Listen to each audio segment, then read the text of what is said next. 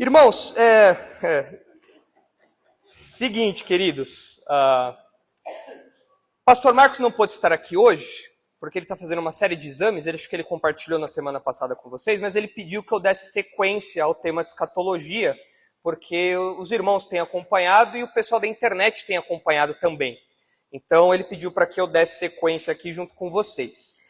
E na semana passada, os irmãos devem se lembrar que o pastor Marcos mencionou um livro que ele leu na época do seminário, tal, lá na época pré-histórica, né?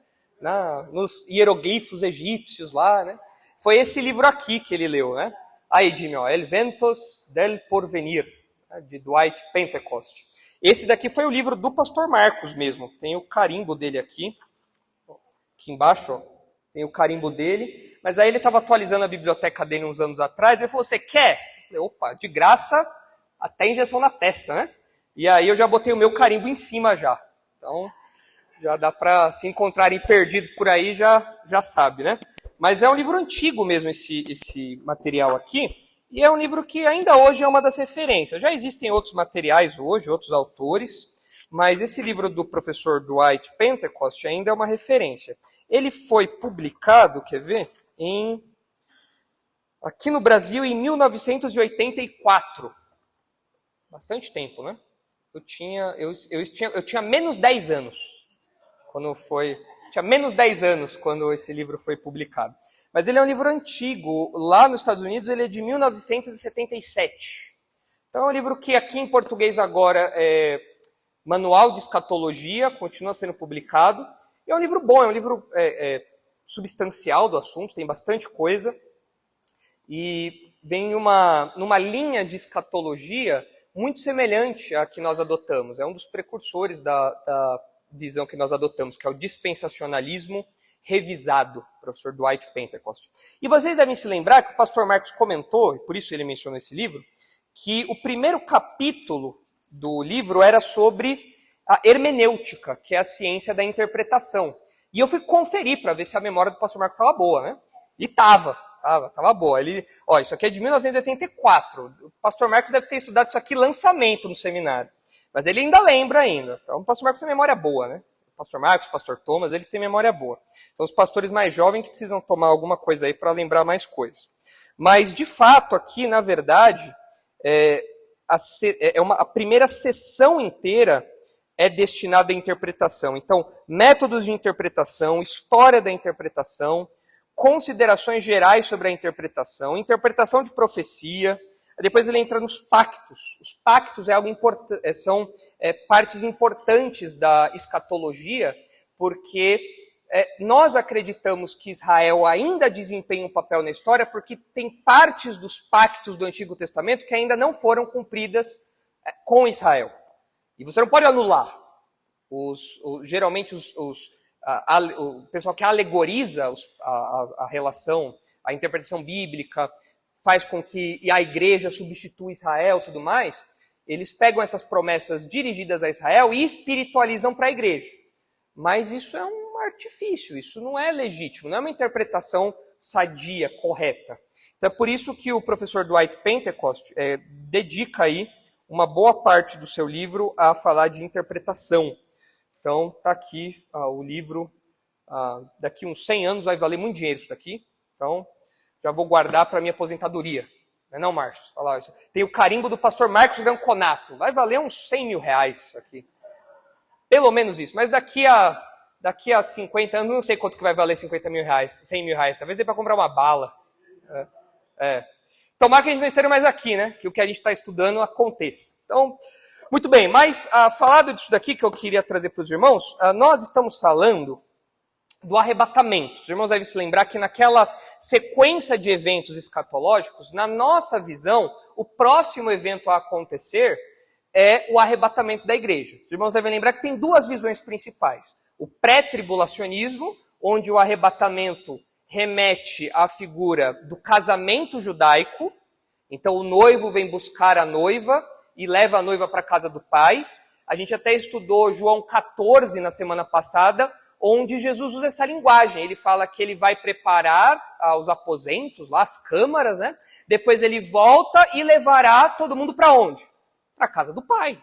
Então você tem uma figura de casamento, uma figura do arrebatamento atrelada a isso. Então, na visão pré-tribulacionista, antes da tribulação, Jesus vem, a igreja vai até ele nos céus e todo mundo vai para as bodas do Cordeiro, para essa festa de casamento no céu. Enquanto aqui embaixo a tribulação está comendo solta aqui, está o caos aqui embaixo, tudo acontecendo, a igreja está lá desfrutando das partes que lhe cabem na escatologia. A visão pós-tribulacionista coloca o arrebatamento depois da tribulação. Então a igreja passa pela tribulação, a igreja sofre tudo aí da tribulação, e no final, Jesus retorna e a igreja sobe para se encontrar com Jesus e descer, como que uma cidade que vai até o encontro do general, o encontro ali de um príncipe, para recepcioná-lo. E então começa o reino aqui. Essa é a visão pós-tribulacionista. Não é, essa questão, como o pastor Marcos tem enfatizado, não é uma questão que divide hereges e ortodoxos. Dentro desse campo, concordando que Jesus vai voltar fisicamente, está tudo dentro da ortodoxia. Está tudo dentro do campo ali debatível. Mas a nossa posição, à luz dos textos bíblicos, é que a visão pré-tribulacionista é melhor. Teve uma postagem, uma vez que eu vi, de erro de digitação. Um rapaz foi comentar no Facebook, assim, logo Cristo virá para arrebatar a sua igreja. Só que o corretor ortográfico trocou arrebatar por arrebentar.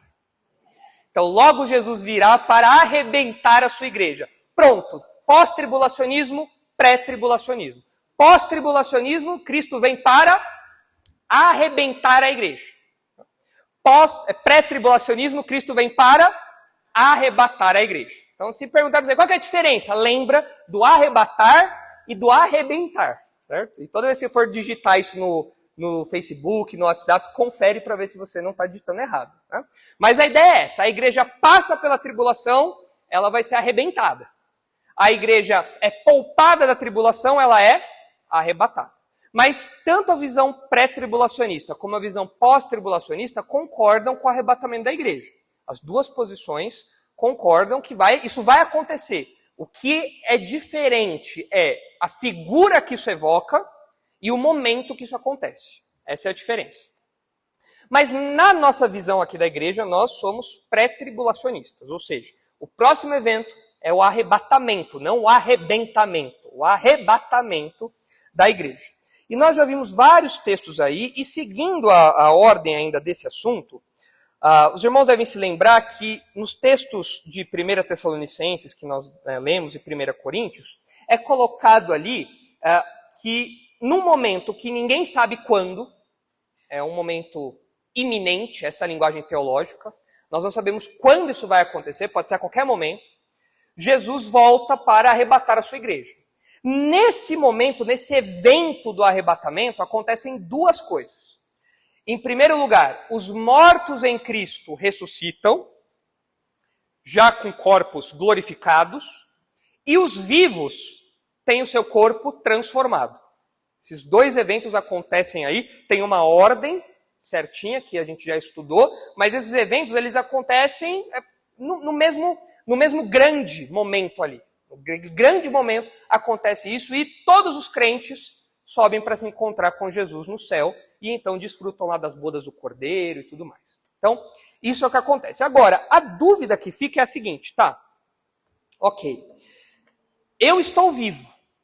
Paulo fala, nós os que ficarmos, está falando da gente, certo? Quem está vivo. Eu estou vivo, vou ser transformado. A dor no quadril vai embora, dor na coluna vai embora, por quê? Porque o nosso corpo vai ser transformado num corpo que não se deteriora mais. O Fábio aí, todo biônico, todo Robocop aí, já não vai precisar mais disso, já vai estar glorificado também. Todo mundo vai estar zero bala, vai estar com um corpo totalmente livre dos efeitos do pecado. Mas e os mortos? O que acontece com eles? Eles vão ressuscitar. Mas onde eles estão para ressuscitar? Eles não viraram pó? Eles não morreram afogados? Eles não se desfizeram aí ao longo da história? E o pessoal lá da época de Jesus, lá que morreram, os crentes lá, e agora? Eles não têm mais corpo para ressuscitar, já era, eles perderam o bonde. Jesus não voltou agora. Então, a gente tem que entender um pouco da dinâmica da morte, para entender a dinâmica da ressurreição. Porque a morte e a ressurreição, para nós que somos crentes, são coisas totalmente interligadas. Nós, como crentes, nós presenciamos a morte, nós experimentamos a morte, mas nós temos a convicção da ressurreição também. Então, são coisas que estão conectadas ali. Então, o que acontece com as almas dos crentes quando eles morrem? Alguém morre aqui hoje. Quem quer morrer aqui hoje? Ninguém? Passa? Márcio? Tanto faz, Márcio? Se falar para o solteiro vai falar que ele não quer morrer agora não, que ele quer casar primeiro, tudo mais. Então, ou não, uma colher de chá para os solteiros, né? Mas, vamos lá, alguém morreu. O que acontece com essa pessoa? Você tem várias visões no meio evangélico, das mais bizarras, mas você tem uma em particular que tem ganhado muita projeção já de algum tempo, especialmente por causa dos ensinos adventistas, que o pessoal abraça, no meio pentecostal abraçam também, e pregam isso como se fosse a verdade bíblica, quando não é. O que é defendido por muitas igrejas evangélicas hoje é que quando a pessoa morre, quando o crente ou o incrédulo morrem, eles não vão para lugar nenhum, a alma deles não vai para lugar nenhum, eles ficam dormindo. É a doutrina do sono da alma, ou psicopaniquia é o nome técnico para isso. Então, eu morri, eu vou estar deitado no meu caixão e minha alma vai estar onde? Vai estar dormindo também. Vai estar lá, repousando, eu não vou estar sentindo nada, não vou estar desfrutando de nada, não vou estar vendo nada, a minha alma vai estar dormindo. Quando Jesus voltar, então eu desperto. É como um sono. Quando você dorme, você não se vê dormindo. Se você se vê dormindo, você tem que ir em algum psiquiatra, alguma coisa assim, porque as pessoas não se veem dormindo. Agora, você fecha os olhos. Quando você abre, o despertador está tocando, né? Você fala, não é possível. Acabei de dormir. O sono da alma é isso. E eu trouxe aqui para os irmãos uma prova, né, de que isso é um ensino adventista e que várias igrejas evangélicas, especialmente pentecostais, ensinam isso. Tem esse livrete aqui da Ellen White, a profetisa do adventismo, que chama A Grande Esperança. E eu tenho uns livretinhos assim desse pessoal só para ler e criticar. Então, tá passando na barraquinha, você quer um livro? Quero, me dá aí. A pessoa fala, evangelizei. Eu falo, Mas eu uso esses livrinhos só para comprovar que eles ensinam isso mesmo. E olha só o que a profetisa Ellen White fala sobre isso. Fiz alguns grifos aqui nesse livro A Grande Esperança. Olha só o que ela diz. Preste atenção. A doutrina de que o ser humano está consciente na morte baseia-se no erro de que ele possui imortalidade inata. Ou seja, os adventistas não acreditam que nós somos imortais, que a nossa alma é imortal. Eles acreditam que a imortalidade é algo que você vai ganhar. Porque se você não ganha imortalidade, a sua alma, quando você morrer, ela deixa de existir, ela desaparece. É isso. É a doutrina do aniquilacionismo. Certo? Então, a doutrina de que o ser humano está consciente na morte baseia-se no erro de que ele possui imortalidade inata. Assim como o tormento eterno, eles não acreditam no tormento eterno, essa doutrina contradiz os ensinos da Bíblia, a razão e nossos sentimentos de humanidade. Eles não acreditam no tormento eterno porque eles falam que seria injusto uma pessoa que viveu 100 anos sofrer eternamente no inferno. Porque ela só pecou por 100 anos. Mas a doutrina do tormento eterno não está baseada no tempo que eu pequei. Está baseada em quê? Contra quem eu fiz a ofensa. A quem foi ofendido. O meu pecado ofende a um Deus infinito. Logo, a minha punição tem que ser infinita. Então é isso que é defendido aí pela ortodoxia em contraste com o que os adventistas ensinam. É o aniquilacionismo. A alma é aniquilada, ela deixa de existir, certo? Segundo a crença popular, os salvos no céu conhecem tudo o que ocorre na terra. Mas como poderiam os mortos ser felizes sabendo das dificuldades dos vivos, vendo suportar todas as tristezas, desapontamentos e angústias da vida, quão revoltante é a crença de que logo que o fôlego deixa o corpo, a alma do perdido é entregue a chamas. Então a crítica aqui da Ellen White é que, olha, é terrível você imaginar que a pessoa incrédula, assim que ela morre, ela já vai para o fogo do inferno, para chamas ardentes. E é impossível conceber a ideia de uma pessoa salva no céu, vendo o sofrimento da terra e não sentir nada ruim. Bom, durante o período do milênio, por exemplo, vai ter gente ressurreta e gente não ressurreta. Vai existir morte ainda no período do milênio. E vão conviver numa boa. No céu, certamente a gente vai ter algum tipo de abrandamento disso. É uma realidade que nós não conseguimos compreender. Mas, de fato, nós vamos interagir, ver ali alguma coisa relacionada a isso, as coisas que estão acontecendo no mundo, e isso não vai causar um sofrimento em nós como causa hoje. Como é isso? A Bíblia não fala. Mas não é porque a Bíblia não fala que é mentira. Então, aqui, a Ellen White fala que não, que isso seria um absurdo, então não pode ser assim, e não seria certo jogar aí os incrédulos no fogo do inferno assim que eles morrem. O que a Bíblia diz? O ser humano não está consciente na morte. Abertamente ela diz isso. Se, porém, os mortos já estão desfrutando da bem-aventurança celestial ou contorcendo-se nas chamas do inferno, que necessidade há de um juízo futuro? Note aqui a importância da doutrina do juízo investigativo para os adventistas. O que é o juízo investigativo?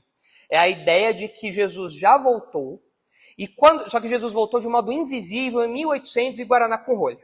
Quando ele voltou de forma invisível, ele não voltou aqui na Terra. O que foi essa volta dele? Ele entrou no tabernáculo celestial. Ele entrou lá no Santo dos Santos do céu, e agora ele está vendo, está puxando a capivara de todo mundo aqui. Ele está fazendo um juízo investigativo, ele está investigando. Vamos ver a vida do Paulo. Será que o Paulo merece o céu ou não? Vamos ver aqui. E ele está lá investigando vida por vida. Por quê? Quando ele voltar para o juízo final, aí ele vai falar, Fabião, não deu. Você vacilou. Roseli, não deu certo. Eu investiguei lá, puxei a capivara de todo mundo e minha investigação mostrou que vocês não são dignos do céu. Mas para alguns outros, eles vão ser dignos e tudo mais. Então, o adventismo coloca todo o julgamento no futuro. Quando uma pessoa morre, um crente morre, ele já tem a sua sentença decretada? Quando um ímpio morre, ele já tem sua sentença decretada? Quando que essa sentença é dada para o crente inocente? Quando que o crente é inocentado? Quando ele crê, ou seja, quando ele está vivo ainda, ele não precisa esperar o juízo final. Ele não precisa esperar o juízo do trono branco lá na frente. E o incrédulo, quando que ele tem essa sentença? Ele nasce já, né? João não fala que a ira de Deus permanece sobre ele, ou seja, todo mundo já nasce culpado, já nasce sentenciado.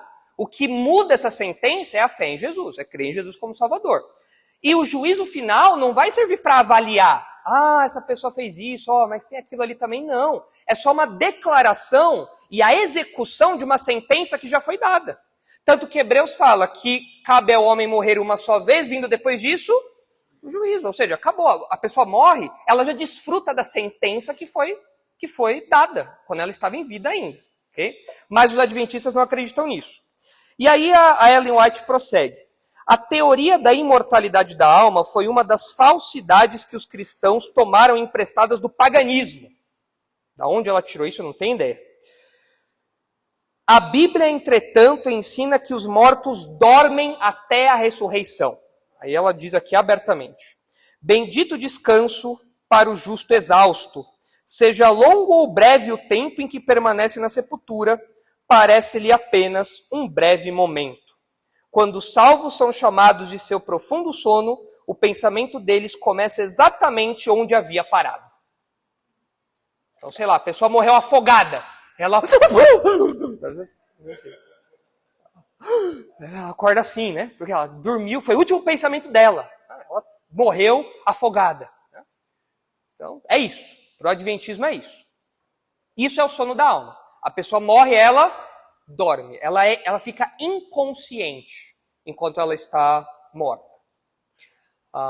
E os adventistas levam isso até as últimas consequências. Eu me lembro de um debate que eu fiz com um adventista na rádio, e eles acreditam que a morte é a inexistência. A pessoa deixa de existir quando ela morre. Né? E eu perguntei para ele, então eu falei, mas então quando Jesus morreu, ele deixou de existir? Aí ele, sem pensar duas vezes, Deus deixou de existir por 3 dias. E o universo ficou tudo no lugar. Então eles levam isso até as últimas consequências, né? E eles misturam aniquilacionismo, sono da alma, juízo investigativo. Todas essas doutrinas, elas estão interligadas, elas estão conectadas, elas dependem uma da outra. Então por que o adventista, bem como outras seitas, dependem do sono da alma? Porque se não houver sono da alma e o justo e o injusto já desfrutarem do seu destino agora, então o juízo investigativo não tem sentido. O que Jesus está fazendo lá se a sentença já foi dada? Então percebam como isso daí está amarrado com outras doutrinas que nós rejeitamos. Nós rejeitamos tudo isso. Mas então o crente não está dormindo. Por que o crente não está dormindo? Porque existem vários textos que mostram que o crente, quando morre, desfruta do céu, e o incrédulo, quando morre, imediatamente depois desfruta do inferno. Não sei se dá nem para falar desfrutar, né? Padece no inferno. Né? O corpo dele fica onde? O corpo de todo mundo que morre vai para onde? Cemitério. Vira pó, é comido por peixe, fica lá apodrecendo. Mas a alma do crente vai para o céu e a alma do ímpio vai para o inferno. Olha alguns textos que mostram isso aí. Primeiro texto, Lucas 16, 22. Abra aí, por favor, Isaac. Lucas 16, 22. Vamos desmontar esse mito, essa ideia errada da psicopaniquia. Lucas 16, 22. Olha só. Aqui é uma história que Jesus conta do rico e Lázaro.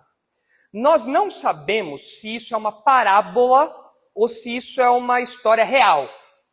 Nós não sabemos. Porque ela tem alguns elementos que colocam ela como uma parábola, mas tem elementos que colocam ela como uma história real. Por exemplo, nas parábolas ninguém tem nome. Aqui o Lázaro tem nome. E aí o pessoal fala, então se tem nome é uma história. Agora, toda parábola é proibida de ter um nome? Não, pode ser uma exceção. Talvez aqui tenham colocado o nome. Então a gente não sabe ao certo. De qualquer modo, Jesus está expondo o que acontece quando o indivíduo morre. Seja ele crente, seja ele incrédulo. Okay? Então olha só, você tinha lá o Lázaro, que era um homem pobre, e o rico, que era tinha muitas posses ali, e o pobre era piedoso, era um crente, o rico não. E olha o que acontece. Aconteceu morrer o mendigo e ser levado pelos anjos para o seio de Abraão. Morreu também o rico e foi sepultado. No inferno, estando em tormentos, levantou os olhos e viu ao longe a Abraão e Lázaro no seu seio. Agora aqui é importante vocês perceberem o seguinte, por que é dito que o rico viu o Lázaro no seio de Abraão? Muitas pessoas pensam que seio de Abraão é um lugar do céu. Você vai ter lá uma placa com uma setinha, seio de Abraão. Tá? Pegue a segunda esquerda, a terceira direita lá, põe no Waze, vai estar lá, seio de Abraão. Pensam que é um lugar no céu. Não é um lugar no céu. Por que o texto fala aqui de seio de Abraão? É um contraste. Seio de Abraão não é uma expressão geográfica. É uma expressão de uma refeição. Porque naqueles dias as mesas eram baixinhas. E quando você ia comer junto com outras pessoas, você se reclinava. Vocês devem se lembrar da ceia. Quem que estava reclinado no seio de Jesus, no peito de Jesus? Quem é? O João. Ele estava ali, reclinado no seio de Jesus. Então aqui quando o texto fala que Lázaro estava no seio de Abraão, quer dizer o quê? Que eles estavam em um banquete. Por que o texto fala do seio de Abraão?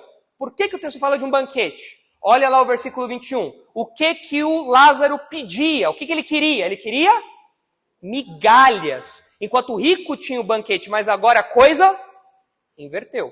Quem é que vai pedir mais para frente para o Lázaro molhar a ponta do dedo e dar um pouquinho de água ali? O rico. Então inverte tudo aí. Então quando o texto fala de seio de Abraão, não é um lugar geográfico no céu. Você não vai botar no Google Maps celestial e vai chegar lá. É uma expressão de uma refeição que está acontecendo ali, de um banquete que está acontecendo ali. E olha só, Quem que está lá? O Lázaro e o Abraão. Ele está vivo lá. Ou será que Abraão estava dormindo lá? Tá tirando um soninho lá e o Lázaro chegando, ô Abraão, acorda aí, meu. Oh, não, ele estava lá nesse banquete junto. Olha só. Então, clamando, disse, Pai Abraão, tem misericórdia de mim. E manda a Lázaro que molhe em água a ponta do dedo e me refresque a língua, porque estou atormentado nesta chama. Ele está sofrendo ali. Disse, porém, Abraão, filho, lembra-te de que recebeste os teus bens em tua vida, e Lázaro igualmente os males. Agora, porém, aqui ele está consolado, tu em tormentos. E, além de tudo, está posto um grande abismo entre nós e vós, de sorte que os que querem passar daqui para vós outros não podem, nem os de lá passar para nós. Então replicou, pai, eu te imploro que o mandes à minha casa paterna, porque tenho 5 irmãos, para que lhes dê testemunho, a fim de não virem também para este lugar de tormento. Ele está sofrendo ali. Respondeu Abraão, eles têm Moisés e os profetas, ouçam-os. Mas ele insistiu, não, pai Abraão, se alguém dentre os mortos for ter com eles, arrepender-se-ão. Abraão, porém lhe respondeu, se não ouvem a Moisés e aos profetas, tão pouco se deixarão persuadir, ainda que ressuscite alguém dentre os mortos. Então, o Lázaro tem um diálogo com Abraão. Isso é coisa de gente que está dormindo? Eu sei que tem gente que fala dormindo, mas eu nunca vi gente dialogar dormindo, né? Isso não existe. Eles estão conscientes do que está acontecendo aqui. Porque quando o indivíduo morre, a alma dele continua consciente, tanto do céu como no inferno. Então, essa história deixa isso muito claro. Quer isso seja uma parábola, quer não, isso fica claro aí. Entenderam Lucas 16?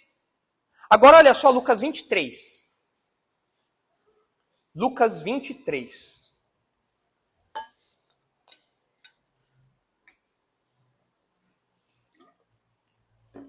Essa história do rico e do Lázaro, o finalzinho, Abraão dá uma resposta muito interessante, né? Ele fala que ainda que alguém ressuscite dos mortos, isso não é o suficiente para quebrar o coração de uma pessoa, né? Você pensa, se aquele meu parente visse um milagre, ele ia crer. Abraão responderia, eles têm o Novo Testamento. Eles têm que crer na Bíblia, na Escritura. Não, você não está entendendo, Abraão. Se visse fogo do céu mesmo, se o pessoal visse fogo do céu caindo, aí eles iam acreditar. Não é isso que converte alguém. Né? A resposta de Abraão é bem contundente nesse sentido. Olha só, Lucas 23, 41.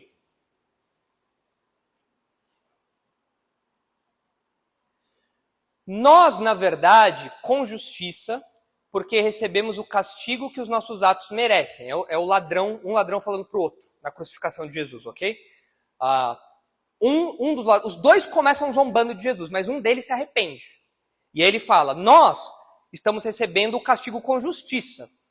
Mas este, falando de Jesus, nenhum mal fez. E acrescentou, Jesus, lembra-te de mim quando vieres no teu reino. Jesus lhe respondeu, em verdade te digo que hoje estarás comigo no paraíso.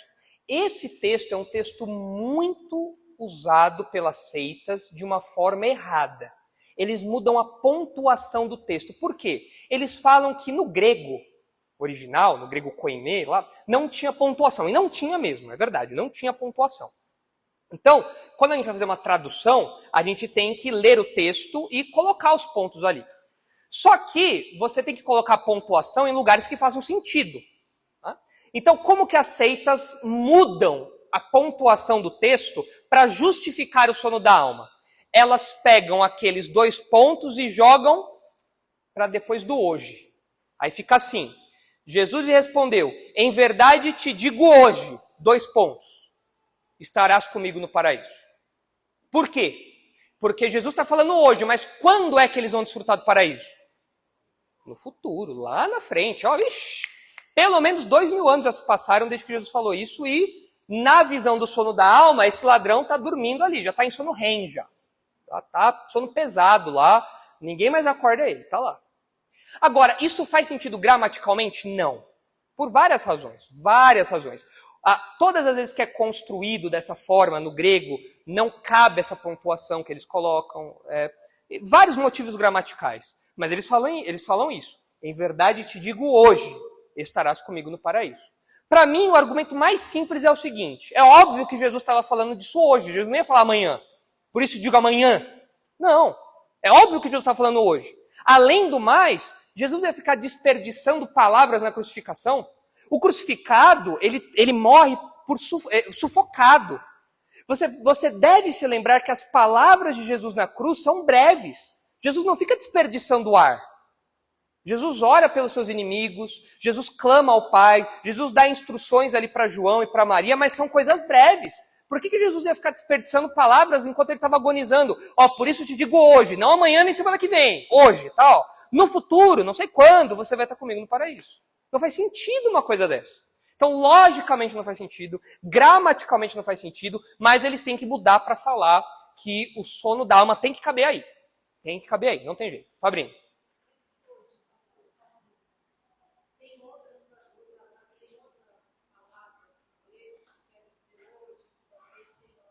Se hoje poderia ter outro significado aqui, não. Hoje ali é hoje mesmo.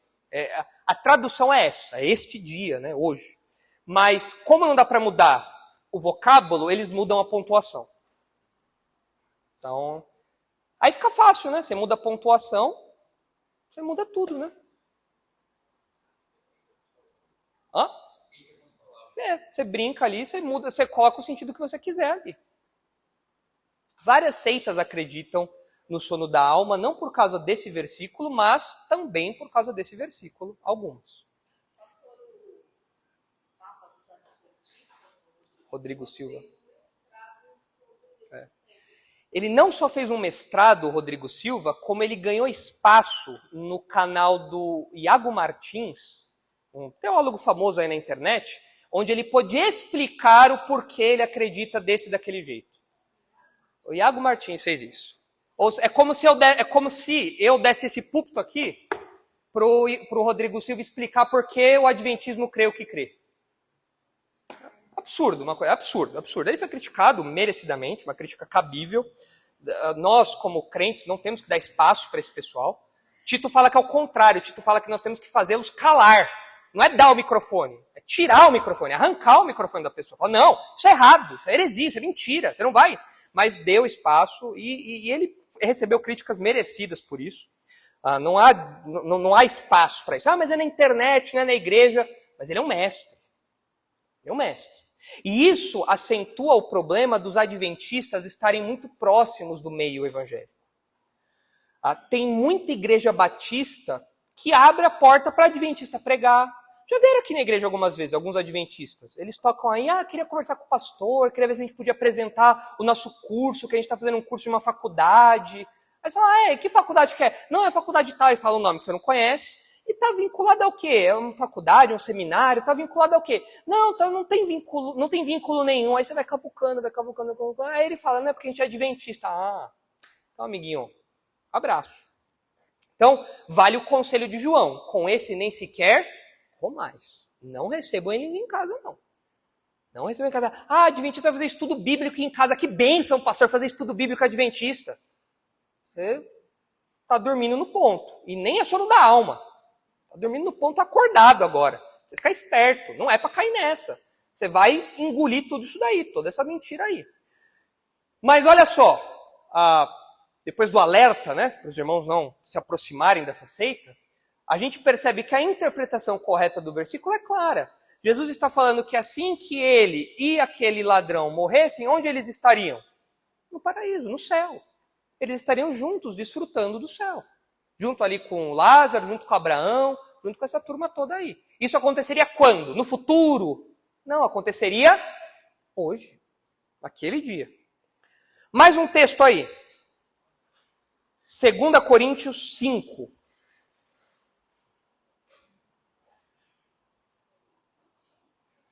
2 Coríntios 5, 6.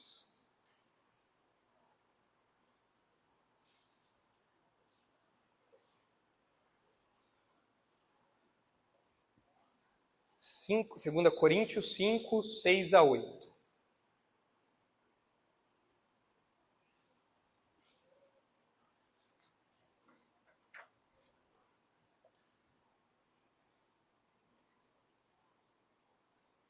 Olha só. Paulo diz assim: temos, portanto, sempre bom ânimo. sabendo que, enquanto no corpo, estamos ausentes no Senhor. O que quer dizer enquanto no corpo? Estar vivos. Por estarmos vivos, nós estamos ausentes do Senhor. Por quê? Onde que está Jesus? No céu. E nós estamos aqui. Então, nós não estamos face a face. Então, estando presentes no corpo, estamos ausentes do Senhor. Visto que andamos por fé e não pelo que vemos. Nós não estamos vendo Jesus, mas nós cremos que Ele está vivo lá. Entretanto, estamos em plena confiança, preferindo deixar o corpo e habitar com o Senhor. Quando eu deixo o corpo, o que acontece? Eu habito com o Senhor, presencialmente. Eu vou para diante dele. E é por isso que também nos esforçamos, quer presentes, quer ausentes, para lhe sermos agradáveis. Então eu estou aqui, estou ausente do Senhor, mas eu quero viver para agradá-lo. Eu estou lá diante dele, lá eu também vou viver para agradá-lo. Mas isso daqui não envolve ficar dormindo esperando Jesus voltar. É uma relação imediata. Partiu daqui, está com o Senhor. Olha só o que Paulo fala também em Filipenses 1. Filipenses 1, 23.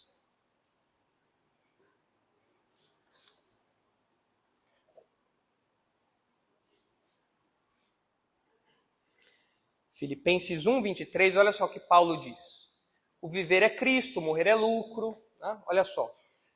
Esse texto é um dos textos que eu tenho na manga para casos de suicídio. Alguém liga de madrugada, pastor, fala alguma coisa para eu não me matar. Eu vou falar o quê? Vou ler esse texto. Falou, Paulo sabia que estar com Jesus era melhor, mas por que ele não foi? Porque ele tinha trabalho para fazer aqui. E todo crente tem trabalho para fazer aqui também. Então é bom sair do campo de batalha e descansar, mas a gente não tem autorização para isso. Paulo tinha consciência disso.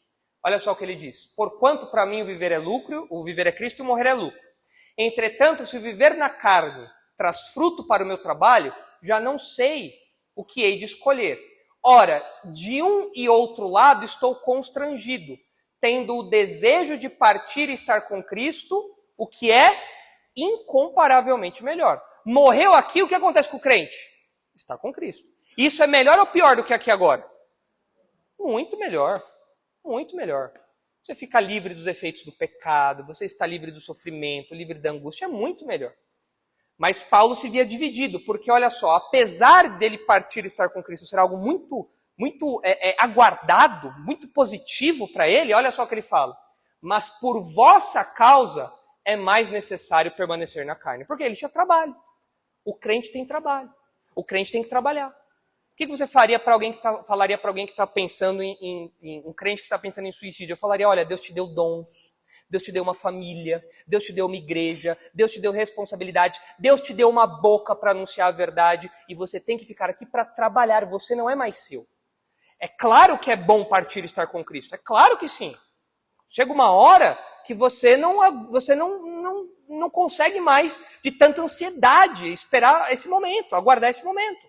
Mas enquanto estamos aqui, a gente vai trabalhar até a última gota. E Paulo tinha essa consciência. Partindo daqui, eu vou estar com Cristo. Sim.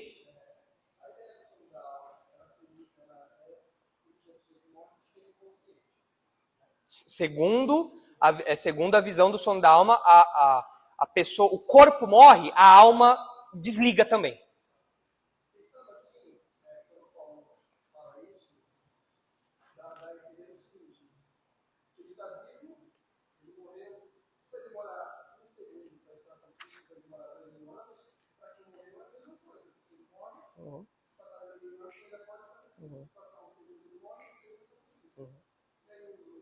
Alguém poderia falar, né? Falar, mas aqui é simples, Paulo morreu, dormiu. Acordou do cochilo e beleza, eu estou com Cristo, né? Só que isso é pegar o conceito, a teoria do sono da alma e impor ao texto.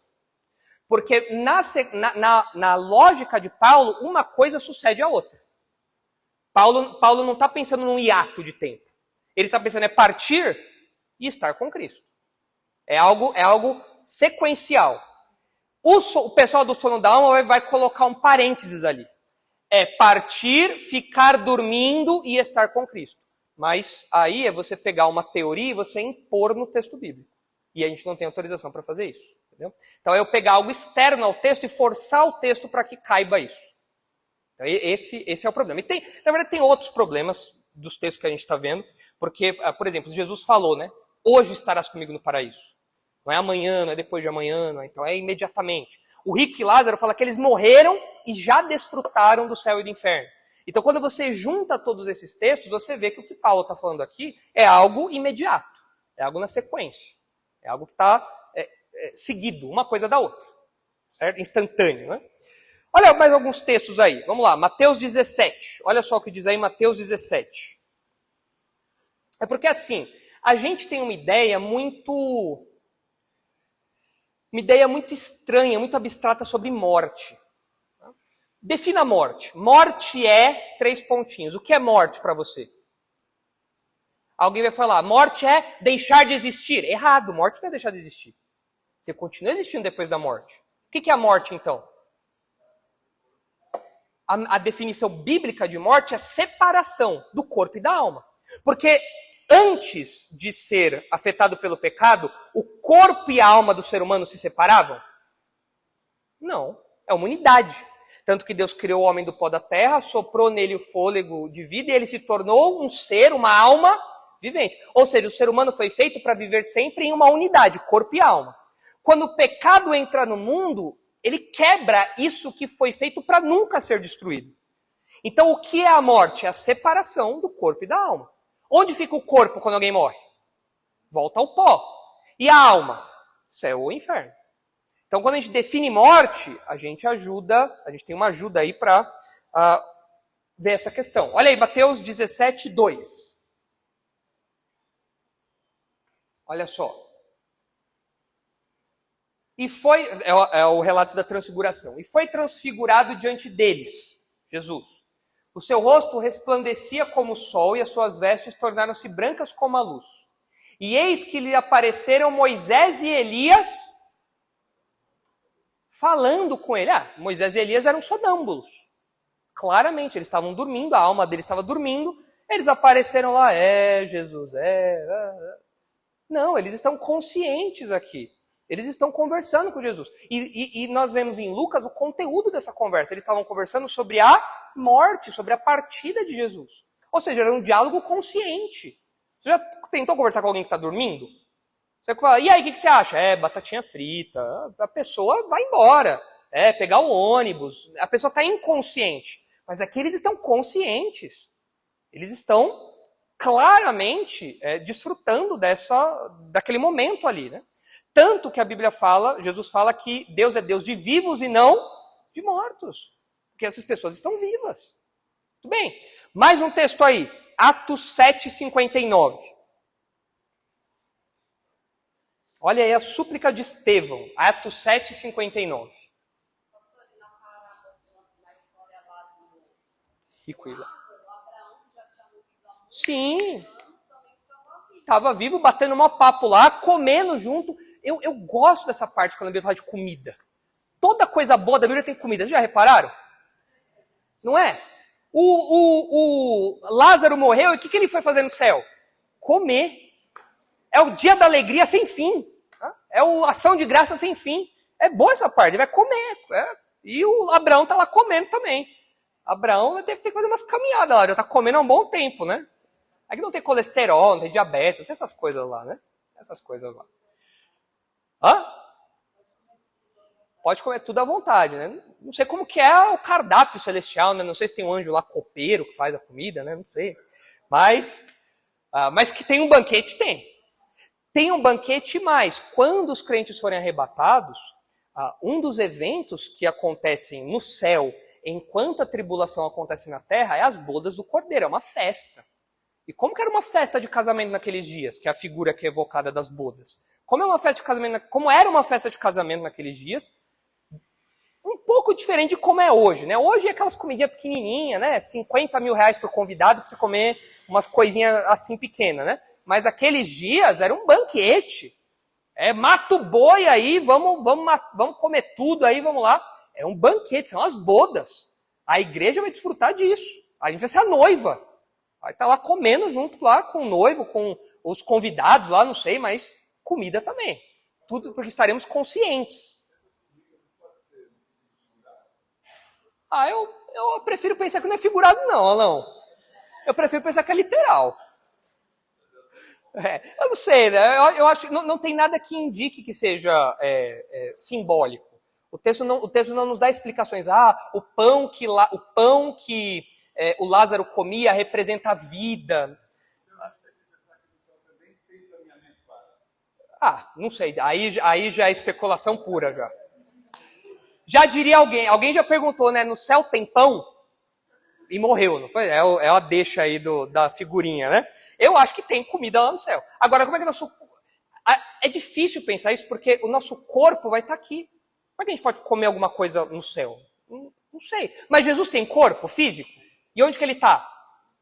No céu. E Jesus comeu aqui, mas agora ele está no céu. O céu não é um lugar espiritual? Ou se você pegar um avião, você consegue chegar no céu? O Elon Musk tá doido para botar um jato em Marte. A gente tem que botar um jato no céu. Dá para fazer isso? Não. Por quê? Porque o céu é um lugar espiritual. Mas como que pode Jesus de carne e osso estar no céu? Não sei. Não sei. Como pode ter comida no lugar espiritual onde nosso corpo está aqui? Não sei. Elias está lá também. Elias foi arrebatado. Elias não morreu. Está lá de carne e osso. Só os dois estão lá de carne e osso. Enoque foi trasladado também, né? Os três estão lá batendo um papo. Então, o pessoal lá só invejando os três. Eu vou pegar isso aí. Um dia esse corpo glorificado vai ser meu também, né? Bom, tá lá. Como é isso? A gente não sabe. Mas eu acho que é literal. De novo, né? É a importância, Alão, da metodologia de interpretação. Porque se eu falo que o banquete do céu é espiritual, então as bodas do Cordeiro são espirituais também. O que acontece em Apocalipse no céu é uma coisa simbólica também, então eu vou alegorizar, mas o texto não dá significados para alegorias. Ele narra uma coisa que ele está vendo. Não sei se vai ser pão de nuvem, né? Vai pegar? Acho que não.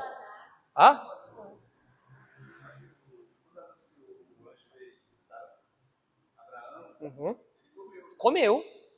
Abraão fez lá o churrascão, tudo lá, e comeu. Como é essa interação de um ser espiritual com o mundo físico, a gente não sabe. Mas ela existe. Olha ali, Estevão. E apedrejavam Estevão, que invocava e dizia: Senhor Jesus, recebe o meu espírito. E o texto anterior, baixa um pouquinho aí, Isaac, por favor. Ali, 56. E disse: eis que vejo os céus abertos e o Filho do Homem em pé à destra de Deus. Por que parece que Jesus está em pé? Nessa contemplação que Estevão tem aqui. Por que parece que... Qual é a relevância de Jesus estar de pé? Ok, tem corpo, mas por que essa posição? Por que ele não está sentado? Para receber Estevão. Então, se existe o sono da alma, é mais ou menos assim. O Estevão está vendo, Jesus, puxa. Ele vai acordar e cadê o Jesus? Opa, já descemos, estamos descendo agora? Agora já? Então, é um pouco estranha a coisa aí, né? Fica um pouco bagunçada a coisa, então não dá certo. Então, o sono da alma nada a ver. O Estevão viu Jesus e Jesus se levantou para recebê-lo. Que honra, né, Estevão teve? Jesus levantar-se para recebê-lo, né? E Estevão falou: Senhor, recebe o meu espírito, não daqui a 1000, 2000, 3000 anos, agora. É uma súplica que eu faço agora. Certo? Assim como Jesus fez, né? Jesus também orou. Jesus entregou o espírito ao Pai. Também é uma coisa imediata também. Fabrício.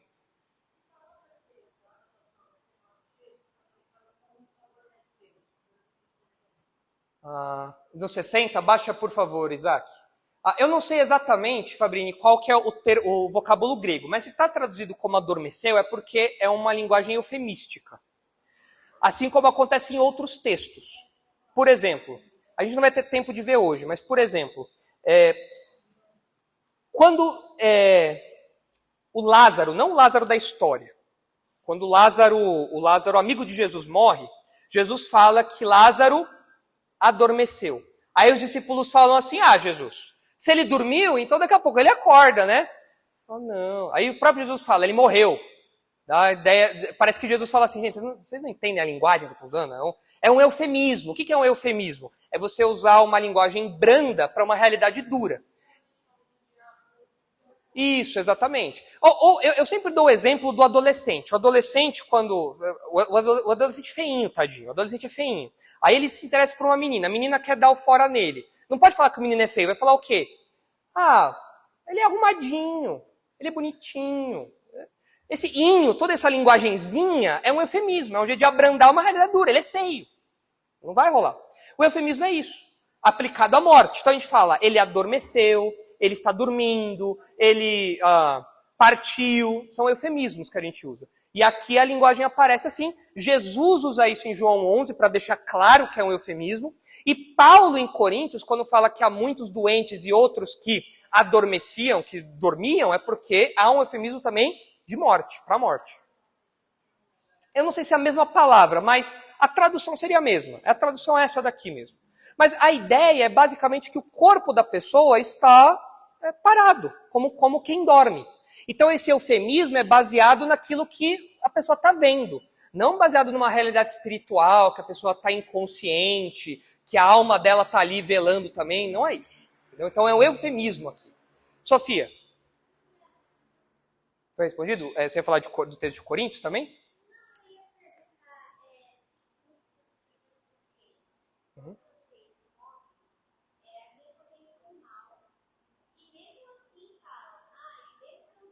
Isso. É um eufemismo também. É. Isso, se refere ao... Isso, não é uma realidade espiritual. Ah, ele descansou, então agora, sei lá, Acabe descansou com seus pais. Então agora Acabe está lá no céu, lá com Abraão. Ô, Abraão, deu umas mancadas na vida, mas ainda bem que... Não. Então descansou diz respeito ao seu corpo. Diz respeito à posição que ele tinha, à autoridade que ele tinha. E agora ele morreu assim como os antepassados dele. Então ele descansou junto aos seus pais, no sentido de que ele também morreu. O corpo dele morreu. É isso. Não tem o veredito da alma dele. É um veredito puramente do corpo.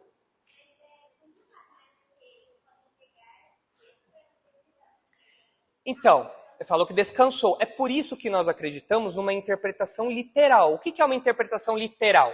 Alguém vai falar, não, mas eles que estão interpretando literalmente, porque a palavra dormir significa dormir. Não. Mas interpretar literalmente significa você respeitar o uso das palavras e o estilo literário daquilo à luz do contexto. Se eu chego para alguém e falo, nossa, essa pessoa é uma porta, você vai botar uma maçaneta nela para girar? Não, você vai entender que é uma figura de linguagem. Então você tem que ler o contexto todo. Então, por mais que eles usem isso, os reis descansaram, o Estevão adormeceu, os coríntios dormiram, eles estão ignorando a interpretação literal à luz do contexto e não olhando apenas o que a palavra significa. Porque uma palavra pode ter vários significados dependendo do contexto. Ela pode ser usada de várias formas. Em se considerando eufemismo, mais ainda. Então eles ignoram isso. Mas tem outro... Para falar a verdade, eles nem usam tantos esses textos aqui. No livrinho da Ellen White, eles usam outros textos da maioria do Antigo Testamento, falando que os mortos não pensam, eles usam Eclesiastes, os Salmos, mas eles interpretam errado. Quando os textos falam que os mortos não pensam e não planejam, não é que a pessoa está inconsciente, é porque quando você morre, você faz planos. Minha aposentadoria... Não. Morreu, seus planos acabaram. Acabaram. Sua vida nesse mundo acabou. Mas eles pegam esses textos e interpretam desse jeito que eles querem. E esses daqui vêm junto com o pacote todo. Ali, depois aqui, Hugo. Diga, mãe.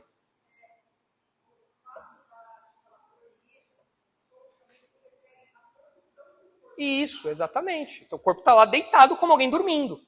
Exatamente. Então é um eufemismo que brota de uma figura, de uma imagem que você vê. Ele está descansando. Por quê? Ele está lá parado. Então é uma linguagem que reflete uma coisa que você está vendo, mas não é um veredito sobre a alma da pessoa. Por isso que nós temos que ser muito cuidadosos quando nós vamos em velório, por exemplo. Velório de um crente. Eu posso falar, ele descansou? No termo mais completo possível? Um crente morre. Eu posso falar, um crente. Eu posso chegar e falar, ele descansou, meu irmão. Posso falar isso? Posso, ele não é crente. Se ele é crente, ele não está descansado? Ele está no céu agora. Está no céu. Ele não está dormindo, mas ele está livre dos males desse mundo. Agora, o incrédulo, ele tem descanso quando ele morre? Não. Então tá lá o cara, era incrédulo daqueles, roubou um monte de gente, era pinguço, fumava, usava droga, o cara era funkeiro do morro e tal. Ai, agora ele descansou. Descansou? Claro que não, né? Você pode usar isso numa linguagem eufemística, falar que ele está morto. É isso que significa? Beleza. Agora você como crente, você vai chegar no velório, gente, eu queria dar uma palavra de consolo, ele descansou. Não. Você não vai falar isso pro MC fulaninho de tal, que morreu com 50 balas da PM. Você não vai falar isso.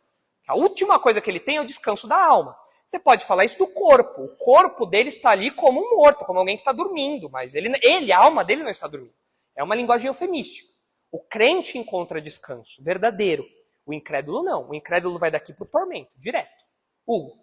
É correto pensar em termos de revelação progressiva.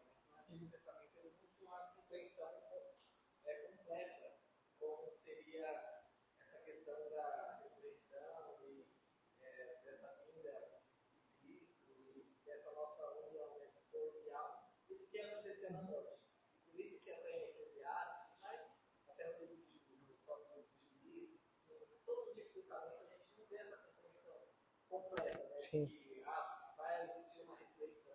Parece mesmo que tem mais essa ideia de que vou colocar no mar relacionismo, né? De que morreu, acabou, e não há uma realidade. Exatamente, Hugo. No Antigo Testamento, a revelação progressiva não tinha chegado ao ponto que nós temos no Novo Testamento. No Antigo Testamento, você vê muito uma expressãozinha que é o Sheol.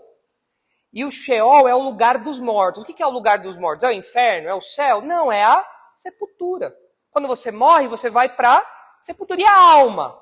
O Antigo Testamento não descreve isso com tantos detalhes como o Novo Testamento descreve. Tem, claro, algumas menções que falam do justo, para onde o justo vai, para onde o injusto vai, onde o ímpio vai. Mas quando o texto fala que foi para o Sheol, o pessoal pensa, foi para o inferno. Não.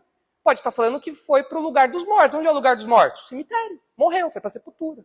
Então é uma linguagem que reflete uma revelação que ainda está em progresso. Então a gente tem que ler o Antigo Testamento à luz disso também. Tem aquele texto onde Davi fala, né? O filho dele com Batseba morre, e ele fala assim, ele não virá até mim, mas eu vou até ele. Aí você fala, então o bebê está no céu. Não, o texto não está falando sobre onde a alma do bebê está. O texto está falando que o bebê simplesmente morreu. E Davi um dia também iria morrer. É isso. Naquele momento era esse o entendimento de morte que eles tinham. E até aí só. O resto era muito nublado. Era uma neblina muito grande que eles não conseguiam ver. Eles sabiam que existia algo depois. Mas eles não tinham tanto discernimento como nós temos hoje. Que bom, né? A gente é privilegiado. Sim. Exatamente. Exatamente. Eles eram os liberais da época que não acreditavam em ressurreição, e tinha o pessoal que acreditava. Então, era um momento que a revelação ainda não estava completa. Então, a gente tem que levar isso em conta na nossa interpretação literal da Bíblia. Entender o momento em que ela foi apresentada também. Mas o último texto aí para a gente terminar, que nosso horário já está avançado e meu chefe vai brigar comigo. Que meu chefe tinha pedido para eu falar de arrebatamento secreto. E eu só falei de morte, vida e sono da alma. Não cheguei nem na metade do que a gente falar. Vai me entender. Ele vai me deixar dormindo. Diga, Jimmy.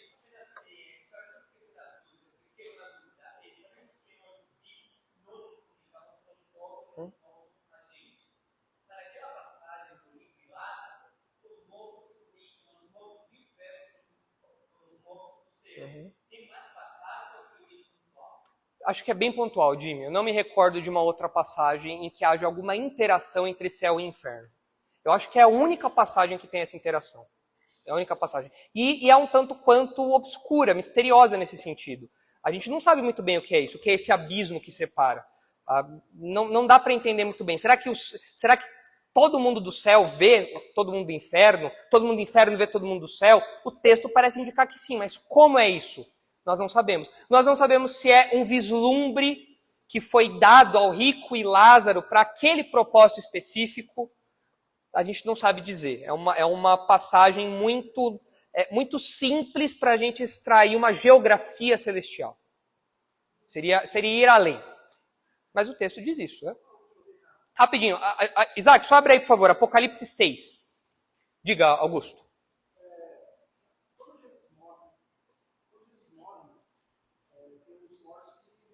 Uhum. Exatamente. Logo que Jesus morre, é dito que os sepulcros, Jesus ressuscita, né? Quando ele morre, os sepulcros se abrem, o pessoal ressuscita, e depois que Jesus ressuscita, eles entram na cidade, né? Parece que eles entram lá e interagem com as pessoas. Onde estavam esses mortos? Estavam no céu. Estavam lá no céu. Onde estava Lázaro? Lázaro ficou sepultado por quantos dias? 3. Aí como a gente sabe que já tinha passado tanto tempo? Porque estava cheirando mal já, né? Estava com cheiro de carnícera, carne podre lá. E onde o Lázaro estava nesses dias? O texto não fala, mas a teologia nos leva ao céu. Eu não sei se Lázaro ficou muito feliz com essa troca, não. Eu leio aquele texto, eu me coloco no Lázaro. Poxa, eu subi para o céu, voltei e o corpo dele não foi glorificado. Ou seja, ele morreu de novo depois. O cara morreu 2 vezes. Então, não sei se foi muito jogo pro Lázaro, não, viu? Claro, né? São os propósitos de Deus ali e tudo mais. A gente vê a beleza dessa história, porque é um propósito didático, né? Jesus falou que aquilo aconteceria para realmente apresentar a glória, o poder e tudo mais. Atestar a sua messianidade. Mas Lázaro estava no céu e voltou. Ele não ficou dormindo, não. Ele é o único cara que poderia falar, aquele que foi ao céu e voltou e encontrou tal. Aqui os pentecostais, né? Os pentecostais fazem hoje, né? Tem o Paulo também, né? Paulo foi arrebatado ao céu também. Quem sabe, né? Pode ser que ele tenha contado. Pode ser que ele tenha contado. A gente não sabe. Às vezes pode ter sido meio MIB também, né? Homens de preto, né? Deu um apagão, ele não lembra de nada. A gente não sabe. Chegando no céu, a gente pergunta. Lázaro, você lembra da primeira vez que você veio aqui? A gente pergunta para ele. Mas seria isso, entendeu, Augusto? Essas pessoas, tanto Lázaro como esses outros da ressurreição, da morte de Jesus que ressuscitaram e depois entraram na cidade, eles estavam no céu, o corpo deles foi unido de novo à alma deles, e muito provavelmente eles morreram depois também, assim como Lázaro. Muito provavelmente.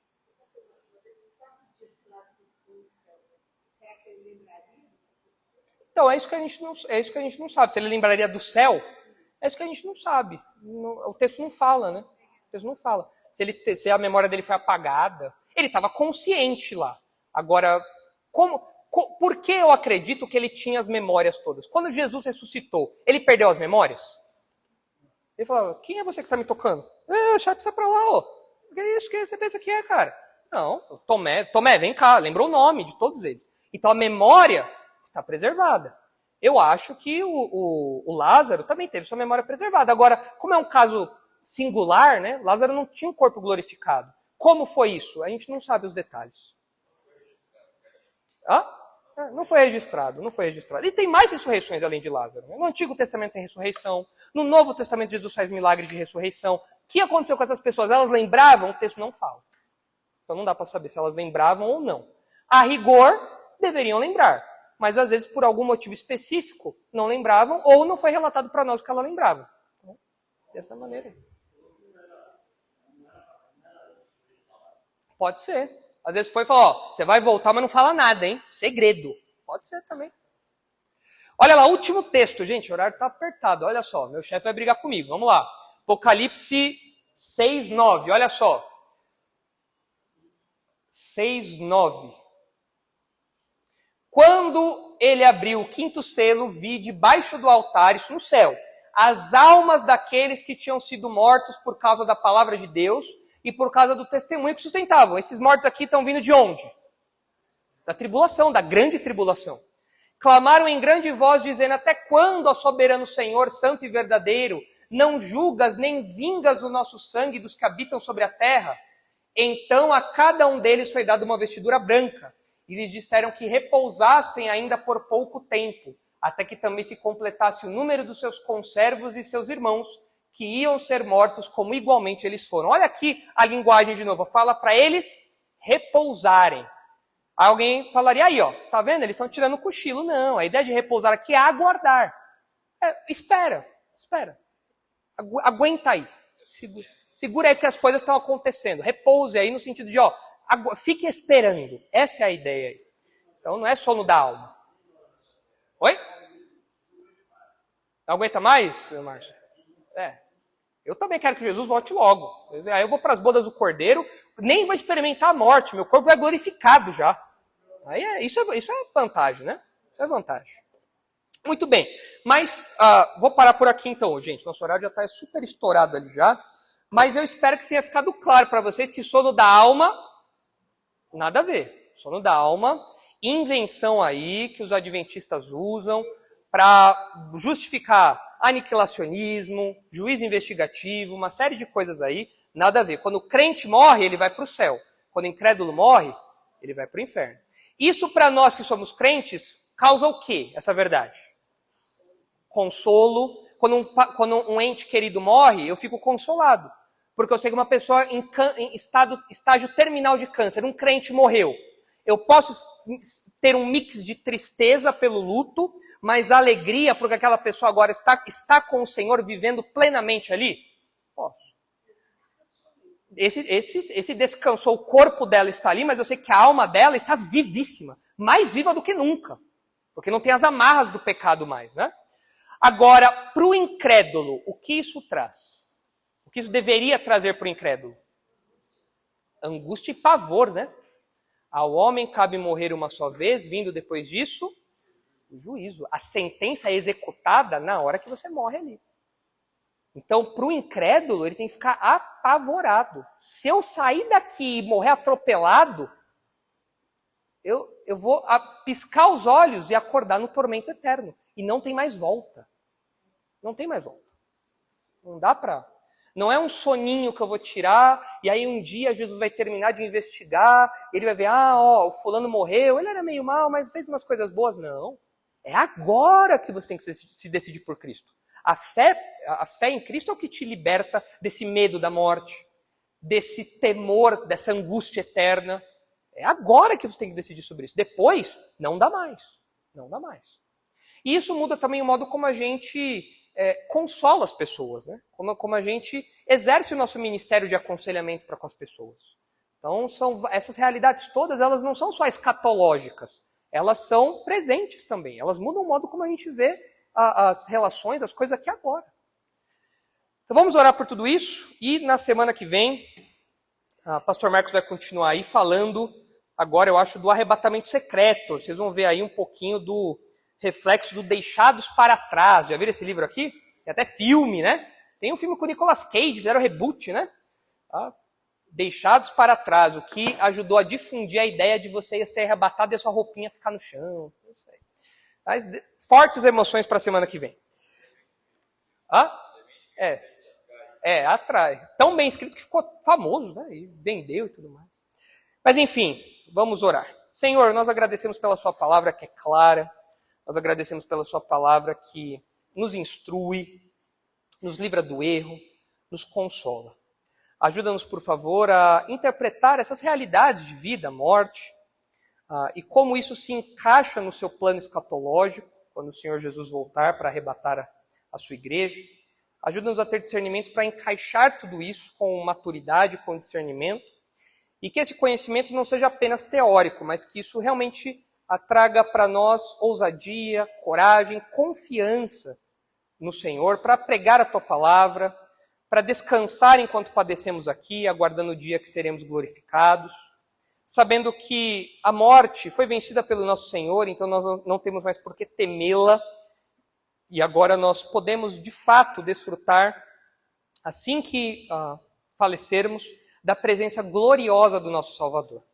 Que essa verdade nos encha de coragem, de vigor, nos ajudando nos desafios, nas ameaças diárias.